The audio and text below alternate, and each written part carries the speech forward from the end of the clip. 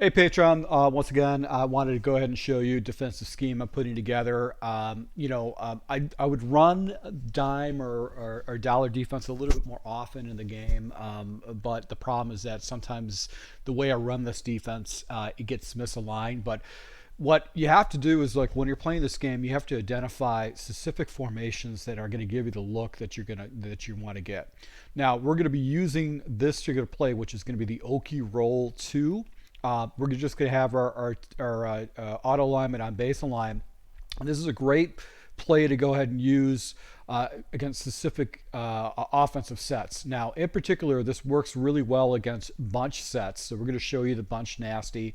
And I'm going to be using this against a good team. So there's a high probability that this good team is going to basically make some plays. But what I like about this is that you get this intense pressure that actually comes in just with really easy adjustments. I like to use this outside defender, this corner defender, and put them in the box. And then I'm just going to go ahead and drop them down in between the left guard and the center. And what happens is the pressure comes in. So that's what I do like about this particular defense. So we're just going to set this up once again. Now, another thing I like to do, which is kind of a risky adjustment, but also is a good adjustment if you expect someone to actually throw like a slant route on the backside, especially if they're outside wide, is to drop that left of screen safety, put him into a QB spy when you're actually sending the pressure. And the reason why is that it's going to force him to get rid of the ball really quick, and it's going to take away like a slant route read that he might actually be considering looking at. So I want to kind of show this to you in instant replay. Watch this defender actually come biting down into a passing lane. So there's a good possibility he actually would actually catch like a slant route or a crossing route type situation. Then he goes into a QB spy. Now this exposes you obviously deep over here, but this is just part of the mental chess game that you play when you're playing this game against your opponent. So this is what I do like about this player. Now, another thing you can do too is you could take your outside defenders, which is your defensive linemen, and put them into hook zone. So you do that by double clicking the D-pad and then highlighting your guy and pulling down. And this will play a little bit more of a cover 2 coverage to kind of mess up any kind of fast reads that your opponent has. So this actually kind of plays a little mind game with your opponent. If you really want to try to protect this completely, what you could do is you could go ahead and take your blitzing guy and actually put him into a deep third. You do so by actually going ahead and highlighting your blitzing guy, which is going to be Pollard, and then you're going to go ahead and do the inside shade right here with this. You can leave your linebackers in basically into their vert hooks and stuff like that if you prefer. But I find that you're going to have a little bit more consistent, cover to match type coverages that you're going to use.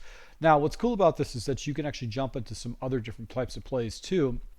A really good play is going to be this Mike SS Blitz, because it still gives you the chance to use this guy, and you have the option to go ahead and take your inside defender and actually just man him up on anybody that you want to. So you can go ahead and put him on this corner route right here. Then that way I know that I can watch everything off to the right side, because the left side is completely locked up with those 2 wide receivers. Then everybody comes over the middle. You're going to have some guys over there to do that. Conversely, if you wanted to, what you could do is you can go ahead and just put this onto the 3rd wide receiver and just play in the middle of the field against your opponent. And this kind of, just gives you just another area that you can do. You can see that 3-rock hook guy got pulled out of position. What you could do is do something like this. In this 3 wide receiver seam, and my responsibility essentially is going to be looking for that 3rd wide receiver, because I've got everybody manned up. That's my responsibility, and you can see here that this route combination is actually really set up.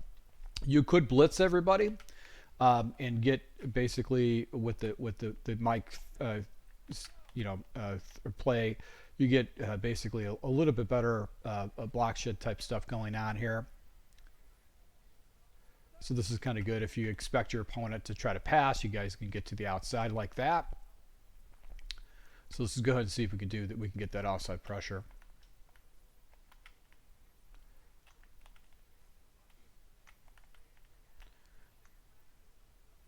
Got this set up again. Going to use, you got to have your little green bar right there to kind of get the outside pressure. But this is a good way to go ahead and attack your opponent too with this. If you really wanted to go ahead and jump into coverage, you can do this. One thing I like to do is I like to go ahead and take this guy and actually put him into a curl flat or hard flat. And my responsibility is to play this box area right here because everything else is going to be locked up. So let's just go and see this in action. And this is just, we'll just drop everybody into zones. Just kind of catch your opponent off guard. And I find that the guys actually do a really good job of actually getting off the line. So this is this also works with other types of bunch formations. Let me go, but I want to show you where I really started labbing this. It was basically an empty. I just didn't like, I wanted to have just another empty. So if you got an empty base or just a standard empty formation, this works really good. What I like about it is that it gets crazy pressure. So watch what happens with this coverage. The one defender is offset and the guard is not going to react to him, and I'm going to get basically free release with this with a base empty. So this is a nice little play to go and throw into your scheme against empty because the pressure just comes in quick. He's going to have to get rid of the ball really quick. He's not going to have any kind of time. He's going to run. So this is where I actually was labbing this more than anything else. And it's just like, okay, what other formations can I go ahead and use to make sure that I can get, I can get some type of pressure in. So this really forces him to get rid of the ball quick. He can't hold on to it. That's why I like this particular play. And if you want to do underneath coverage, you can do hard flats. We need a user over here over the box. And you can see that just the pressure just comes in crazy fast, especially if you've got a very fast linebacker like I've got, like Tildell is a really crazy fast linebacker. So he's going to have to get rid of that ball pretty quick to do that. So this is a really good, I would say, it's a really good defense to go and use against your opponent. It's just going to catch him off guard. So I just like it more than anything else. It's just something that you can throw into your scheme. Blend it in on those fourth down situations, third down situations where you need to get a stop. So once again, guys, thank you for your support.